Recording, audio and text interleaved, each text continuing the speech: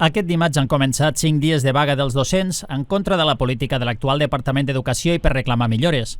El seguiment de la vaga als centres educatius de la ciutat de Balaguer ha estat irregular. D'aquesta manera, en alguns centres, com l'Escola La Noguera, el suport als motius de la vaga ha estat unànime en el claustre de professors del centre i s'han acollit als serveis mínims, amb la presència de només el 40% del professorat. A l'altre extrem, l'Escola Àngel Guimerà i l'Institut Almatà no han arribat ni al 20% de seguiment.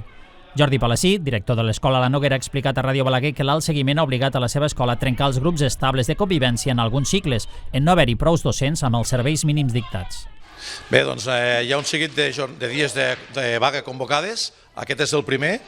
i a la nostra escola, doncs, de manera unànime ens vam reunir al claustre per debatre una mica els punts que es defensen en aquestes jornades de vaga, i ens afegim de manera unànime, tot el claustre està d'acord amb el que es reivindica. Dit això, doncs, a l'hora de fer el seguiment de la vaga, doncs, el dia d'avui hi ha hagut aproximadament un 60% dels docents que no han vingut i la resta doncs, estem fent els serveis mínims amb aproximadament un 50%, 55% de l'alumnat que ha vingut a l'escola. No sabem com aniran la resta de jornades, la resta de dies. A nivell organitzatiu de l'escola avui hem hagut de trencar els grups estables de convivència perquè no eren prous docents i hem agrupat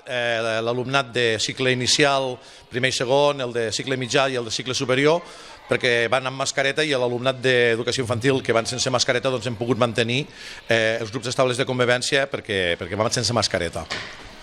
Pel que fa als motius de la vaga, l'avançament del calendari escolar ha estat la gota que ha fet vessar el got, diuen els sindicats, però també es reclamen, entre altres, recuperar les retallades, reduir ràtios o l'estabilitat del personal interí.